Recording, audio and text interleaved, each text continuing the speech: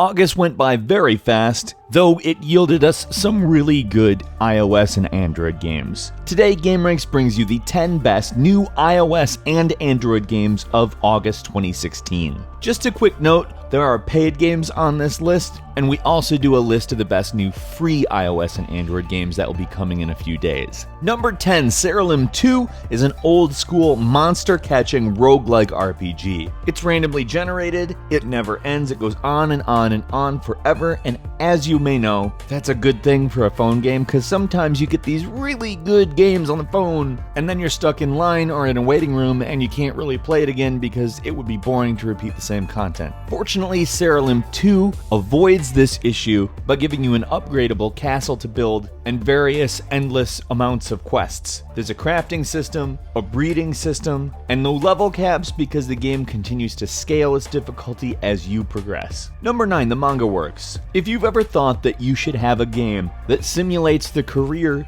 of a manga artist, well, they finally made it. And it is actually a pretty damn entertaining game. When you sit down and get into the mechanics, it plays a lot like various tycoon games that you've played through the years, except it has a weirdly personal touch to it. It feels a lot more like it revolves around you, a single person, whereas a lot of those games do not. And that's often what Japanese titles of this genre do that American ones don't. It's a fun game, it's got great pixel art, and manages to keep your attention, which as the ever-expanding library of mobile titles continues to explode, it's always good to have a game like that. Number 8, Jurassic Go. While not an officially licensed product, yes, the name might be a little bit confusing, it's actually more aptly titled in its subtitle, Dinosaur Snap Adventures. Go is most likely there to associate it with Pokemon Go a little bit because it is a very large amount like Pokemon Snap, which depending on your view on Pokemon Snap will make a big difference over whether you want this, because it's not a game for everyone. It's essentially you're on rails and you take pictures of Pokemon, except for now in this case it's dinosaurs. Cutesy dinosaurs, mind you, which is its biggest departure from quote-unquote Jurassic, on account that's associated with very realistic dinosaur images.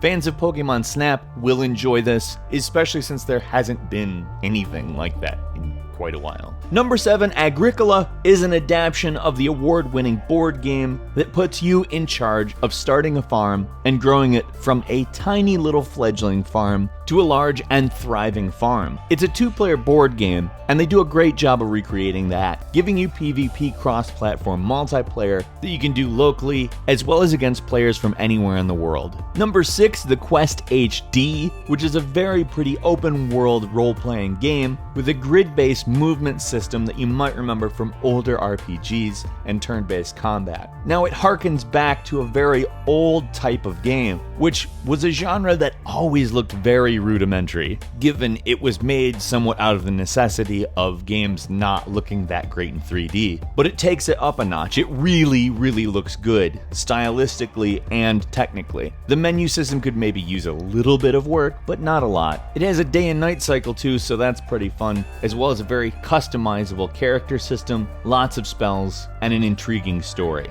Number 5, Deus Ex Go, which is nothing like Pokemon Go. As a matter of fact, it's actually by the people who did Hitman Go and Lara Croft Go, and turns the puzzle-based movement of those games to the Deus Ex universe. If you're familiar with these games at all, this is absolutely a very good title. It takes those mechanics, it applies them to what you know of Deus Ex, and it's extremely fun. On top of that, there is a new puzzle every single day. Number 4, Space Marshals 2 is a sci-fi Wild West adventure in outer space that I would call a tactical combat / stealth game. It's a top-down game, but manages to set itself apart graphically by being both colorful and easy to differentiate what's going on screen. It kind of reminds me of Team Fortress a little bit, graphically speaking, actually, and not in a bad way, in a good way. I do enjoy the cover system, and you can actually do some pretty well thought out attacks, or even just going the stealth route can be very satisfying. I actually preferred to do it that way. Also, the silent takedowns, just try it just for that. They're cool as hell. Number 3, Riptide GP Renegade, which reminded me somewhere between Wave Race 64 and Wipeout from the PlayStation. And I have to say, that's pretty cool, because these are not two things that I would normally think to combine. It's really neat because it combines a lot of the elements that you might see from Wave Race, actual nature-oriented type obstacles, as well as some of the more industrial type obstacles that you might see in a Wipeout style game. It has really good multiplayer options, including online and split screen, as well as a really good career mode, so give it a shot, especially if you like either of those games. Number 2, Leap of Fate is another top-down shooter that is very distinctive looking, and to have two of them that come out in 1 month that are actually this good, it's awesome. It's pretty different from the previous game. The controls for this game are very fluid and has a great play style. On top of that, the cyberpunk aesthetic is easy to fall for because, well, I am a child of the 90s. This one also gets a little bit deeper with some interesting randomly generated skill trees, and the game itself has literally hundreds of missions. It's a great game. It plays so fluidly, and frankly, if this is going to be the month of the good top-down shooter on mobile, I'm fine with that. And finally, number 1 is Reins, which I have to say is possibly the most bizarre game this month, but at the same time, it's so cool I couldn't ignore it. Okay, so it plays like a card game combined with Tinder, and if that isn't the most intriguing thing you've heard today, I don't know what isn't. But at the same time, instead of putting down the cards, you swipe left or right to perform an action on them. It gives you various statistic changes and actions that happen. It prompts you, and you have to continue to do actions. Very